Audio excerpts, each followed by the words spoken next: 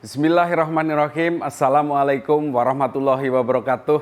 Salam sejahtera, Om Swastiastu, Namo Buddhaya, salam kebajikan. Perkenalkan, nama saya Pratikno. Saat ini saya sebagai Menteri Sekretaris Negara, juga dosen di Universitas Gadjah Mada. Dulu saya masuk Universitas Gadjah Mada di tahun 1980. Saudara-saudara pasti belum lahir. Waktu itu saya satu angkatan dengan Bapak Presiden kita, Bapak Joko Widodo. Jadi kami berdua satu angkatan, beda fakultas. Saya Visipol, beliau Fakultas Kehutanan. Sekarang saya membantu beliau di kabinet. Ini adalah sebuah kesempatan luar biasa bagi saudara-saudara karena saudara sudah terpilih dalam persaingan yang sangat ketat, sangat ketat. Dan saudara sekarang menjadi mahasiswa Universitas Gadjah Mada, salah satu universitas terbaik di Indonesia, di Asia Tenggara. Jadi momentum ini harus saudara manfaatkan dengan sebaik-baiknya. Apa saja kekuatan UGM? Kekuatan UGM dia berada di kota Yogyakarta, jadi kota pendidikan. Saudara bisa banyak belajar bukan hanya dari UGM, tetapi dari juga komunitas akademik, komunitas aktivis sosial yang berada di wilayah daerah istimewa Yogyakarta. Saudara juga bisa belajar seni budaya. Saudara ke Jogja bukan menjadi orang Jogja, tapi saudara ke Jogja untuk mengokohkan diri menjadi Indonesia. Karena disinilah saudara akan bergaul dengan berbagai macam ragam budaya. Bukan hanya dari timur sampai barat Indonesia, dari Sabang sampai Merauke, dari Miangas sampai Rote. Tetapi juga mahasiswa asing juga berada di sini. Ingat saudara juga bukan hanya belajar dari keberagaman latar budaya mahasiswa, masyarakat Jogja. Tetapi saudara juga bisa belajar dari latar keilmuan yang bervariasi. Ingat bahwa Universitas Gadjah Mada adalah universitas, bukan hanya universitas yang tertua, tetapi juga universitas terbesar dan juga universitas paling komprehensif. Universitas yang paling banyak punya fakultas dan program studi. Artinya apa? Artinya saudara bukan hanya bisa belajar dengan keilmuan yang saudara pilih, tetapi saudara juga bisa mengeksplor kekayaan ilmu yang lain. Ingat bahwa ke depan semua permasalahan itu selalu tidak bisa dipecahkan dengan satu disiplin. Semua masalah pasti multidisiplin. Jadi semua kompetensi ke depan yang dibutuhkan adalah kompetensi hybrid. Hybrid antara ilmu satu dengan ilmu yang lain. Nah, ini justru menjadi kekayaan Universitas Gadjah Mada. Jadi saudara menjadi Indonesia karena beragamnya ilmu, beragamnya latar belakang mahasiswa yang ada di Jogja. Tapi saudara juga menjadi seorang multidisiplin yang kuat karena Universitas Gadjah Mada adalah universitas yang multidisipliner. Nah, lebih dari itu, saudara beda dengan zaman saya dulu. Zaman saya dulu perpustakaan di dalam kampus dan dosen di dalam kelas adalah sumber utama ilmu pengetahuan. Tetapi saudara sekarang bisa mengeksplor, bisa mencari ilmu pengetahuan kemanapun, dimanapun, terutama secara virtual. Jadi ini juga khasanah kekayaan bahan ajar yang berada di dalam kampus, berada di luar kampus, itu penting juga untuk dimanfaatkan semaksimal mungkin. Ini harus Anda asah kemampuan Anda, harus Anda asah skill Anda untuk belajar apa saja. Ya, tentu saja mengikuti apa kurikulum yang ada di program studi yang saudara pilih itu sangat penting. Tetapi membuka wawasan dengan ilmu yang lain juga sesuatu yang sangat penting. Bergaul dengan teman satu jurusan itu penting. Tapi bergaul dengan teman dari fakultas lain itu juga sangat penting. Bukan hanya itu, bergaul, berinteraksi dengan alumni yang punya profesi yang berbeda-beda. Bergaul dengan industri, dengan dunia kerja juga sesuatu yang sangat penting. Tetapi di tahun pertama ini saudara harus memanfaatkan diri sekali lagi untuk mengeksplor kekayaan UGM dan kekayaan Yogyakarta. dan bahkan Anda bisa mengeksplor kekayaan Indonesia dan kekayaan dunia melalui dunia virtual. Saudara-saudara yang saya banggakan, nanti di semester pertama saudara akan ketemu dengan dosen, dengan perkuliahan. Ini adalah sebuah tradisi baru ya. Beda antara waktu di siswa dengan menjadi mahasiswa. Karena pada prinsipnya mahasiswa itu mempunyai kesempatan untuk mengembangkan diri lebih leluasa, mengembangkan talentanya. Setiap anak, setiap mahasiswa punya talentanya masing-masing yang berbeda dengan talenta orang lain. Itulah kebijakan nasional memberikan ruang kepada saudara-saudara yang disebut dengan merdeka belajar. Jadi saudara punya kemerdekaan untuk belajar dari dosen, dari orang lain. Kurikulum juga akan terus berproses menjadi lebih terbuka, memberikan kesempatan saudara untuk mengeksplor ilmu pengetahuan yang lain. Kampus juga diberi kesempatan untuk merdeka, ya, kampus merdeka. Kampus merdeka untuk berkolaborasi. Ini harus dimanfaatkan semaksimal mungkin. Karena apa? Karena pada akhirnya saudara dimandatkan, saya sering mengatakan, untuk dua hal, yaitu bekerja untuk kemanusiaan dan untuk kemajuan bangsa. Menjadi mahasiswa yang sejak awal ingin memberikan kontribusi untuk memecahkan permasalahan-permasalahan sosial. Jadi saudara tidak cukup hanya menjadi komplainer. Ya, misalnya kalau ada masalah di masyarakat, oh ini salahnya pemerintah. Bukan itu. Sekarang menjadi aktivis adalah menjadi problem solver. Menjadi pemecah solusi bahwa setiap anak muda punya potensi untuk menjadi bagian dari pemecahan permasalahan bangsa sejak dini. Saudara ingat, ada perbedaan yang sangat mendasar generasi saya dengan generasi saudara-saudara. Sekarang ini justru orang-orang hebat dunia adalah anak-anak muda. Mark Zuckerberg misalnya, atau Nadiem Makarim ketika mendirikan Gojek, dan lain-lain. Banyak sekali para founder startup yang kemudian go global, yang merubah dunia, itu dimulai dengan kontribusinya di saat yang sangat muda.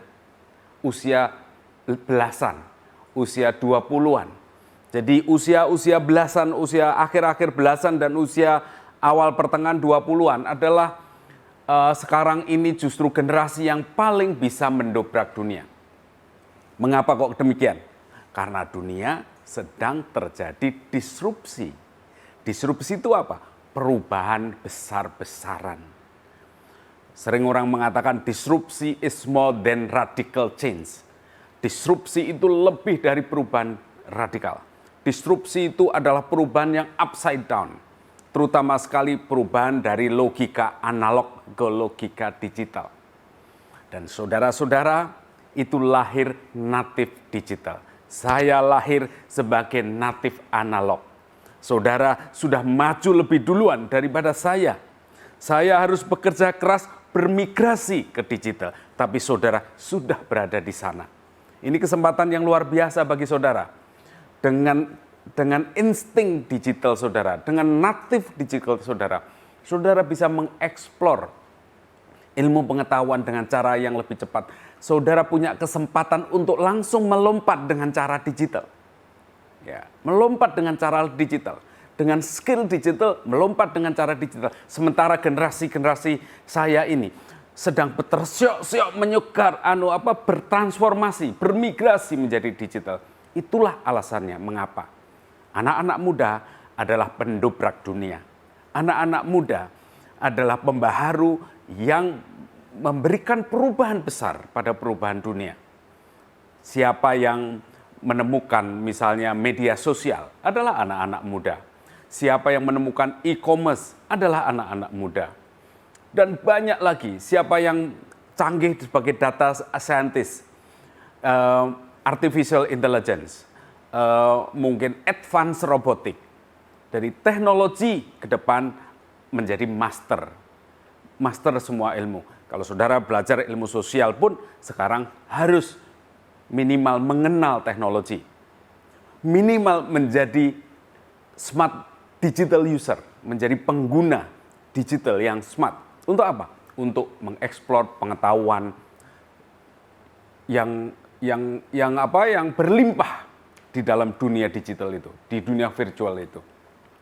Jadi saudara-saudara sekalian, saudara punya kesempatan untuk memberikan kontribusi sejak dini. Oleh karena itu, saudara harus menjadi pembelajar yang hebat, bukan hanya belajar tentang ilmunya, tetapi belajar tentang yang lain. Kalau saudara ingin menjadi seorang teknolog yang hebat memecahkan masalah sosial, Anda harus paham masalah sosial.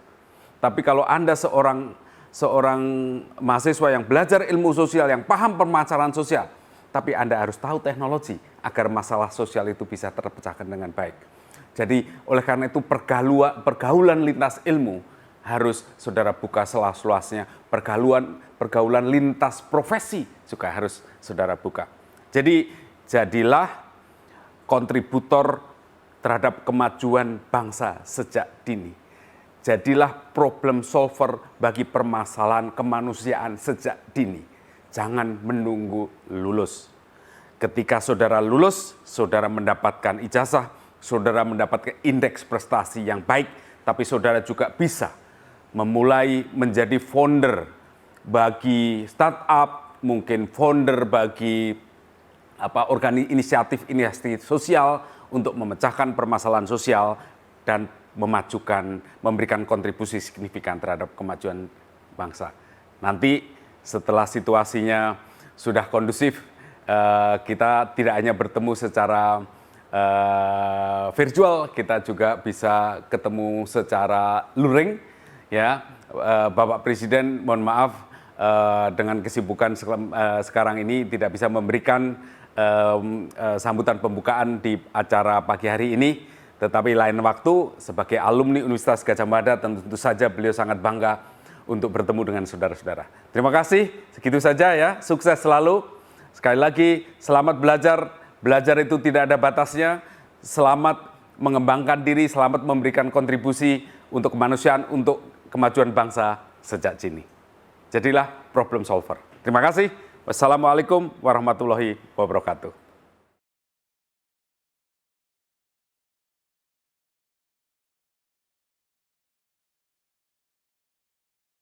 Assalamualaikum warahmatullahi wabarakatuh. Salam sejahtera bagi kita semua. Om Swastiastu, Namo Buddhaya, salam kebajikan, Rahayu. Teman-teman mahasiswa dan mahasiswi di seluruh Indonesia yang saya banggakan, pertama saya ingin mengucapkan selamat datang di kehidupan baru sebagai mahasiswa. Pada kesempatan kali ini saya ingin mengingatkan teman-teman semua bahwa menjadi mahasiswa tidak sama dengan kenaikan jenjang sekolah. Menjadi mahasiswa berarti kalian memiliki kemerdekaan yang lebih luas untuk menentukan arah masa depan. Oleh karena itu kami di Kemendikbudristek memberikan hak kepada semua mahasiswa di seluruh Indonesia untuk belajar di luar prodinya atau di luar kampusnya selama 3 semester.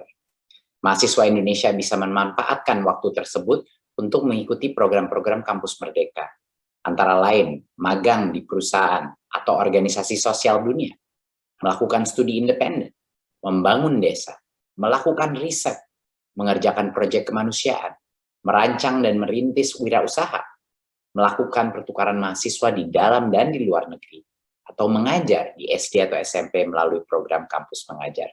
Semua program ini kami rancang untuk memberi ruang kepada mahasiswa dengan keragaman minat dan ketertarikannya, untuk mendapatkan pengalaman yang tidak tertulis dalam buku teks atau bisa diajarkan dalam kelas. Pengalaman itu akan menjadi kendaraan kalian meraih mimpi di masa depan. Kami telah berkomitmen untuk tidak hanya memberikan kemerdekaan bagi mahasiswa, tapi menjamin keselamatan perjalanan kalian menggapai cita-cita kalian. Keunggulan dari program Kampus Merdeka adalah mahasiswa tidak perlu mengorbankan masa studinya. Kami mewajibkan perguruan tinggi untuk menerapkan transfer kredit dengan hitungan 20 SKS untuk setiap program Kampus Merdeka. Selain itu, melalui kerjasama dengan Kemendikbudristek dan LPDP, mahasiswa bahkan akan mendapatkan uang saku selama mengikuti program Kampus Merdeka. Tidak berhenti di situ, kami juga menyediakan beragam program beasiswa gelar atau non-gelar untuk mahasiswa aktif di seluruh Indonesia. Salah satunya adalah beasiswa unggulan yang dapat diikuti oleh mahasiswa baru yang masih duduk di semester 1.